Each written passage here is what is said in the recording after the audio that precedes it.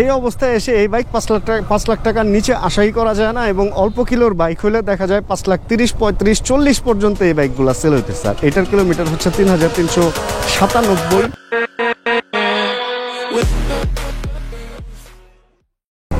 Regular হচ্ছে video যখন শেষ করতে চাই তখন স্পিড ব্রেকার পরে, আর আজকে ভিডিওর স্টার্টিং এ স্পিড ব্রেকার। ওরে পুরাই উল্টা। Hey everyone, this is Syed Mohammed Iqbal. Welcome to my YouTube channel MSI Vlogs. অনেকে আমাকে এরকম একটা প্রশ্ন করতেছে ইদানিং, বিশেষ করে আমার সাথে যাদের দেখা হয় তারাও এরকম প্রশ্নটা করতেছে। এটা একটু আমার কাছে অবাক লাগছে, কারণ তারা আমাকে ভালো মতো চেনে, তারপরেও আসলে একটা সন্দেহ তাদের মনের ভিতরে ঢুকছে। হয়তো এরকম প্রশ্নটা আপনাদের মনেও থাকতে পারে যে ইদানিং কেন আমাকে বিএসবি মার্টে খুব একটা দেখা যায় না। এটার প্রশ্নটার উত্তর আমি আজকে ভেঙে দিয়ে, ভাই আমার তো পরিচিত কয়েকজন আমার সাথে বসে আমাকে বলতেছে, ভাই বিএসবি মার্টের সাথে কি আপনার চুক্তি শেষ? মানে কেন ভাই, একটা জায়গায় আমি যদি যাই তাহলে কি আমার তার সাথে চুক্তি থাকতে হবে?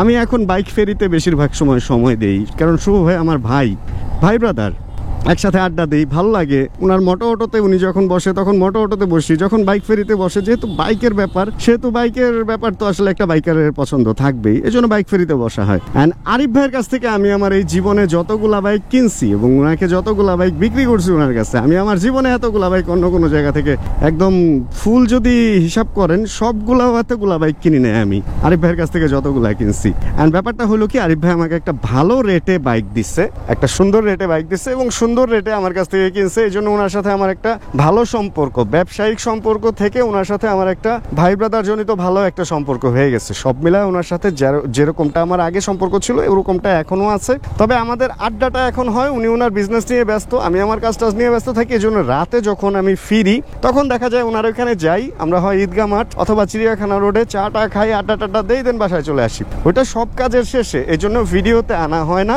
তবে আজকে আমরা যাচ্ছি বিএসবি মার্টে, কারণ হচ্ছে আপনারা এর আগেও যারা ভিডিও দেখছেন জানেন যে আমি একটা বাইক খুঁজতেছি, নর্মাল কমিউটের জন্য একটা বাইক খুঁজতেছি, কারণ এমটিটা একটু প্রিমিয়াম অ্যান্ড বুঝেনি তো আসলে এটার প্রতি একটা ওরকম একটা অন্যরকম মনে হয় যে স্পেশাল রাইডের জন্য স্পেশাল বাইকটা ব্যবহার করা উচিত। অ্যান্ড আমি তো রেগুলার লাইফে কমিউট করতেছি, বাট আরেকটু অল্প রেঞ্জে একটা বাইক কেনা উচিত। কারণ রিসেন্ট আমার একটা কমেন্ট আসছে এরকম যে, রানা ভাই MT-15টা আসলে বেশ দামি বাইক, 5,25,000, এই স্বপ্নটা একদমই দেখতে পারি না, আমাদের জন্য খুব ভালো হইতো। আগে যেমন আপনি 2.5 থেকে 3 লাখ টাকার মধ্যে বাইক চালাইতেন, ওটা হইলে একটু নিজের লাইফের সাথে ঘটনাটা মিলতে চায়। মানে তার এরকম স্বপ্ন হচ্ছে সে একটা বাইক কিনবে এবং সে কাশফুল দেখছেন ভাই কি সুন্দর, আচ্ছা তাই সে এরকম বাইক কিনবে, তো ওইটার সাথে সে হয়তো মিল রেখে আর কি তার ভিডিও দেখতে একটু সুবিধা হয়। আসলে ব্যাপারটা কি, আমি ছোট্ট করে একটা ঘটনা বলি। আমি আমার লাইফে যে সেকেন্ড টাইম বাইক যখন কিনলাম, আমার প্রথম বাইকটা ছিল, আমি আগে বাইক চালানো ছাড়ছি 2010-এর আগে, 2018-এর লাস্টে যে বাইকটা কিনলাম সেটা হলো জিক্সার ডুয়েল ডিস্ক। অ্যান্ড ওইটা আমি কিনছিলাম হচ্ছে আমার টিম মেম্বারের টাকা দরকার, ও বাইকটা সেল করে দেবে, এই জন্য আমি কিনে রাখলাম যে পরবর্তীতে আমি হয়তো বিক্রি করে ওটাই করে নেবো। যাই হোক, তারপরে যখন আমি অসুস্থ যেহেতু ছিলাম তখন সার্জারি হয়েছিল, পাটা ঠিক হওয়ার পরে আমি ওটা নিয়ে ভ্লগিং টগিং শুরু করে দেন দেখেন স্বপ্নটা কই থেকে কই গেল। তারপরে আমার স্বপ্ন হলো একটা R15 কিনবো, অ্যান্ড দেন R15ও কিনতে পারলাম, কারণ ওই যে ইচ্ছা ছিল। অ্যান্ড দেন এইভাবে একসময় 6টা বাইকও আমি রাখছি আমার বাসায়। এভাবে এখন এই চলতে এখন এই MT-15 দেখেন, এটা নিয়ে আমি কমিউট করার জন্য কমিউটার বাইক হিসেবে MT-15টা ব্যবহার করতে পারছি। তাহলে আসলে আপনি যদি ট্রাই করেন আপনাকে অবশ্যই সেই জায়গায় পৌঁছানোর সুযোগ করে দিবে। কিন্তু যে আপনি যদি বলেন যে আরে আমি কি পারবো কিনা, ভাই চেষ্টা না করে আপনি কিভাবে বলতেছেন আপনি পারবেন কি পারবেন না? এই জন্য স্বপ্নটাকে প্লিজ বড় রাখেন। আমি অবশ্যই রেসপেক্ট করতেছি আপনার কমেন্টটাকে, আপনি যেটা বলছেন ওটা আমি অবশ্যই রেসপেক্ট করি, এবং আমি নিজেও এরকম একটা মানে স্বপ্ন দেখতেছি বা এরকম একটা ইচ্ছা রাখতেছি যে আমি একটা আরেকটু কম দামি বাইক আমার রাখবো। কারণ আজকেও যখন আমি রেলগেট পার হয়ে বের হইতেছিলাম, এই বাইকটার মধ্যে এক গাড়ি এরকম আড়াআড়িভাবে আসতেছিল যে অল্পের জন্য আমার সাইলেন্সার পাইপে লাগে না, আর লাগলে ভেঙে একদম ঢুকে যেত ভিতরে। আমার আসলে বুঝেনি তো, আমারও তো খারাপ লাগে এরকম একটা বাইক নিয়ে রিক্সার চিপা দিয়ে প্রত্যেকদিন বের হইতে কাদায় ভিজাইতে, আমারও খারাপ লাগে। মনে হয় একটু অল্প খরচের অল্প ইনভেস্টের কোনো বাইক হলো এটা আমার জন্য ভালো হইতো। বাট অবশ্যই স্বপ্নটা বড় রাখবেন ভাই। স্বপ্ন যদি বড় রাখেন, কামানের জন্য অ্যাপ্লাই করলে হয়তো একটা পিস্তল পাবেন, পিস্তলের জন্য অ্যাপ্লাই করলে যেটা পাবেন ওটা দিয়ে আপনার স্বপ্ন ফুলফিল হবে না, পাবেন হচ্ছে গুলাইল বা কেটি, ওই যেটা দিয়ে এইভাবে মার্বেল দিয়ে পাখি মারে। যদিও পাখি মারা ঠিক না, জাস্ট একটা উদাহরণ টানলাম। তো এই জন্য কামানের অ্যাপ্লাই করেন যদি আপনার স্বপ্ন পিস্তল থাকে, এই হলো ব্যাপার। যাক, রাস্তাটা আজকে মোটামুটি পরিষ্কার কয়েকদিন বৃষ্টি হওয়াতে, ছায়া ছায়া ব্যাপারটা ভালো লাগতেছে। রোদের তাপ অনেক বেশি, রোদ লাগলে একদম হাতটা জ্বলে যেতেছে। এমনিতে আমার হাত তো কাবাবের মতো হয়ে গেছে, কফি কালার টাইপের। এই রাস্তা দিয়ে চলতে আসলে সবসময় ভালোই লাগে। আর আজকে আগে আগে বেরিয়েছি, 4:01 বাজে, তো এই টাইমে একটু ফাঁকাই। অফিস টফিস ছুটির পরে এই রোডটাও এখন যারা মিরপুর টু, ওইদিকে মিরপুর টু হচ্ছে আচ্ছা উত্তরা টু মিরপুর 1 নম্বর বা এইদিকে আমিনবাজার, এই দিকের লোকজন এখন এই রোড দিয়ে বেশি চলাফেরা করে। এই জন্য 4টা-5টার পরে যায় এই রোডটাও অনেক ব্যস্ত হয়ে দাঁড়ায়। তবে একটা রিকোয়েস্ট আপনাদেরকে, এই রোডে যখনই বাইক চালাবেন অবশ্যই খুব সাবধানে চালাবেন, কারণ মাঝখানে ডিভাইডার নাই। আর বুঝেনি তো, আর এই রোডে কিন্তু অ্যাক্সিডেন্ট যে একদম হয় না তা না। আর যখন বৃষ্টি টিষ্টি না থাকে, ধুলা বেশি থাকে, তখন সাইড দিয়ে চালাইতে যায় অনেক মোটরসাইকেল আমি দেখছি যে পিছলায় পড়ে গেছে। আর এই রোডে অটো চলে, মাঝে মধ্যে উল্টাপাল্টা হয়ে যায়, এই জন্য সাবধান এই রোডে। শান্তি লাগতেছে শহরের ভিতরে আবার ঢুকে। বেরিবাদের রোডটাতে এমন ডান পাশ থেকে রোদের তাপ আসতেছিল, পায়ের মধ্যে যে লাগতেছিল, পাও জ্বলতেছিল। নর্মালি তো আমাদের পা রোদ কম পায়, আজকে মনে হইতেছিল গরম তেল লাগছে পায়ের মধ্যে, ভাজা ভাজা হয়ে যেতেছিল। আর ডান হাতের অবস্থা তো খারাপ, পুরা মনে হইতেছে এটারে পানিটা ডুবাইলে কফি হয়ে যাবে, কফি কালার হয়ে গেছে। যাক, এখন বড় বড় বিল্ডিং এর ছায়াতে ভালোই লাগতেছে। চলেন দেখি বিএসবি মাঠে যায় আরিফ ভাই আছে কিনা। আরিফ ভাই থাকলে আড্ডা হবে, আর যদি উনি না থাকে তাহলে বাইকের সাথে আড্ডা হবে। ওরে, এই গলিটায় ঢুকলেই ভালো লাগে, মনে হয় যে বাইকের রাজ্যে চলে আসছি। এক সিরিয়ালে bike bike bike bike bike bike bike ভাই, আর লাস্টে হচ্ছে ইসলাম ভাই। সে একটা শান্তির জায়গা, এখানে আসলেই মনে হয় যে কিরকম যেন একটা অন্যরকম একটা ফিল কাজ করে। কিন্তু সমস্যাটা হলো 4টার একটু বেশি বাজে, তো আরিফ ভাইকে এখনো পর্যন্ত নামছে কিনা, এই লোকটা তো অলস। এই দেখছেন স্পেশাল নাম্বার। আমি যখন বিএসবি মাঠে আসছি তখন আরিফ ভাই মাত্র ঘুম থেকে উঠছে, এখনও উনি ঘর থেকে বের হয় নাই। 5:42 এখন বাজে। সূর্য ডুবার আগে আসলে উনি ঘর থেকে বের হইতে একটু ভয় পায়। উনি ব্যাটম্যান টিমে যোগদান করছে, এই কারণে যখন সূর্য ডুবে যায় তখন হচ্ছে আরিফ ভাইকে বাইরে পাওয়া যায়, যখন সূর্য ওঠে আস্তে ধীরে বাসায় ঢুকে যায়। আচ্ছা, এই বাইকটা আমি পাইছি হচ্ছে এখানে এসে, অ্যান্ড এই বাইকটা আমি ওনাদের একটা পোস্টে দেখছিলাম, অ্যান্ড পোস্টে দেখে আমার মনে হয়েছিল যে এই বাইকটা সম্পর্কে একটু আপনাদের সাথে কথা বলা উচিত, কারণ বাইকটা দেখতে অনেক বেশি সুন্দর। আর রিসেন্ট এই বাইকটা আসলে সোনার হরিণ বা এরকম কিছু হয়ে দাঁড়াইছে, অনেক বেশি চাহিদা হয়ে গেছে এই বাইকটার, অ্যান্ড অনেক বেশি মানুষের পছন্দের একটা বাইক হচ্ছে এইটা।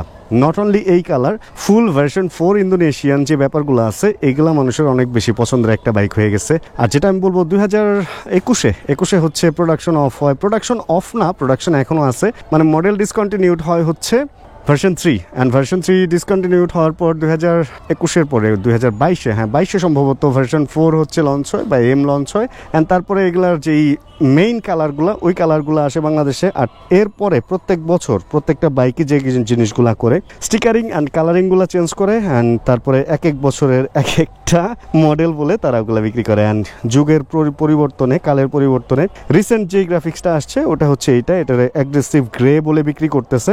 অ্যান্ড এই স্টিকারটা হায়াবুসার এই স্টিকারটা পরে আফটার মার্কেট লাগানো হয়েছে।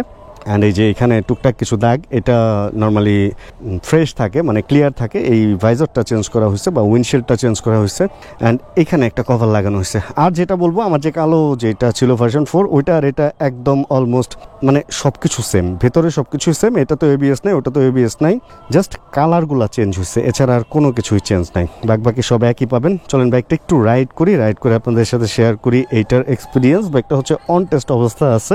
আর ভাই আসতে আসতে আমরা এই বাইকটা চালা একটু এক্সপিরিয়েন্স নেই, অনেকদিন এক্সপিরিয়েন্স বলতে আসলে একটু মজা নেই, কারণ অনেক দিন স্পোর্টস বাইক চালানো হয় না। ওকে, স্টার্ট হয়ে গেছে বাইক। আর যেটা প্রবলেম হয়, শোরুমে বাইকগুলো পড়ে থাকে, ব্যাটারি মাঝে মধ্যে একটু উইক হয়ে যায়।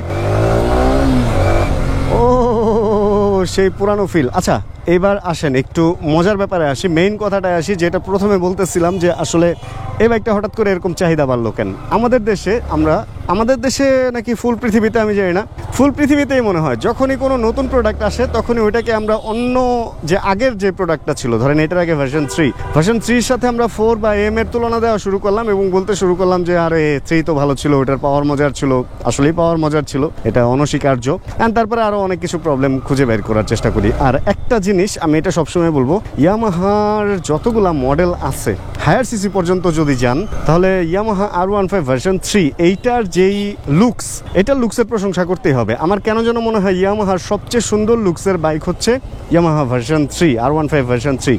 অ্যান্ড ওটার পরে যখন এটা আসলো তখন আমরা প্রথমে একটু এটাকে নিতে পারি নাই, আমরা বলছি যে ওইটাই ভালো অ্যান্ড এটা ভালো না, এটা একটা মানে ডিলটা আসলে ঠিক না। এম এর ব্যাপার আলাদা, এম এ কুইক শিফটার, ট্র্যাকশন কন্ট্রোল আছে, এগুলা ঠিক আছে, বাট এই ফোরটাকে আমরা নিতেই পারতেছিলাম না, যে শুধু কিটটা চেঞ্জ হয়ে আসছে অ্যান্ড ভেতরের সব কিছু তো একই, মিটারও একই, আসলে সিটটা একটু চেঞ্জ, জাস্ট আউটলুক চেঞ্জ করে এতগুলা টাকা বেশি নিতেছে। কিন্তু এই জায়গায় এসে বর্তমান যে একটা অবস্থা হয়েছে, ভার্সন 3 আর ভার্সন 4 এর প্রাইস প্রায় কাছাকাছি চলে আসছে, সেকেন্ড হ্যান্ড মার্কেটেও প্রাইস বলতে গেলে কাছাকাছি। অ্যান্ড দুইটা মিলে পরে মানুষ কম্পেয়ার করে দেখলো যে আসলে এইটা তো একটু, যেহেতু পরের মডেল দেখতে সুন্দর অ্যান্ড একটা বছর পরের মডেলের দাম অবশ্যই একটা বছর আগের মডেলের চেয়ে বেশি থাকে, এবং একটা বছর পরের মডেল যখন আসে তখন আগেরটার ভ্যালু প্রথমে না কমলেও তারপরে কমতেই থাকে। অ্যান্ড প্রথম দিকে ভ্যালুটা কমে না, কারণ হচ্ছে ধরেন আমার একটা ভার্সন 3 আছে, এর মধ্যে ভার্সন 4 আসলো, আমি সবসময় বলার ট্রাই করবো আমার বাইকটা বিক্রির জন্য যে আসলে ভার্সন 3 ভালো, এরকমটাই চলতেছিল। কিন্তু ওই যুগটা পার হয়ে গেছে, পার হওয়ার পরে এখন ভার্সন 3 মর্যাদা বাড়া শুরু হয়েছে অ্যান্ড এটা স্বর্ণের হরিণের মতো একটা অবস্থা পুরা নিয়ে নিছে।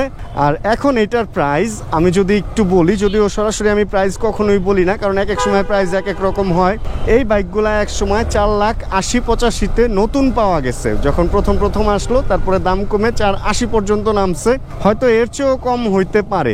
কিন্তু এখন এই অবস্থায় এই বাইকগুলা আপনি যদি সেকেন্ড হ্যান্ডও কিনতে যান 5 লাখ টাকার নিচে, ভাই এই বাইক আপনি চিন্তাই করতে পারবেন না। 5 লাখ টাকার উপরে আপনার টাকা গুনতে হবে। বৃষ্টি পড়ে কেন? বাসা থেকে বের হয়ে বললাম যে বৃষ্টি শেষ, মানে ভাবলাম বাট বৃষ্টি শুরু হয়ে গেছে, লেন্সটা মুছে নেই।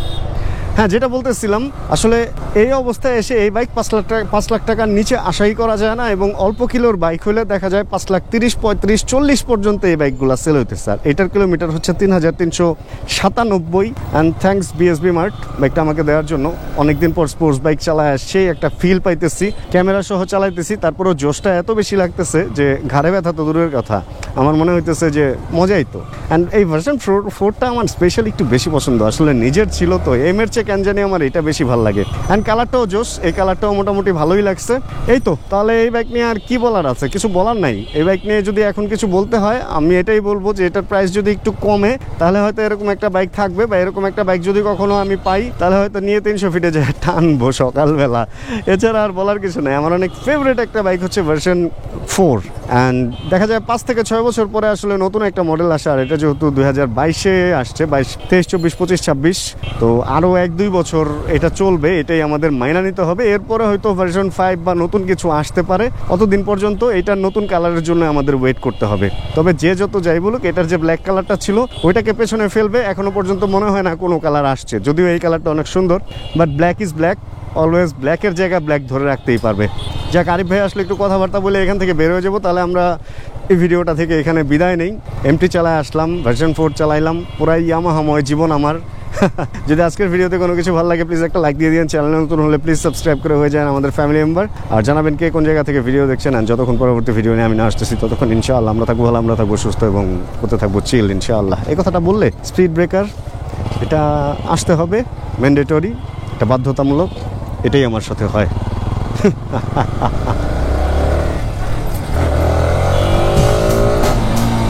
Chill bro. Check the mic and make sure it sound right, boy.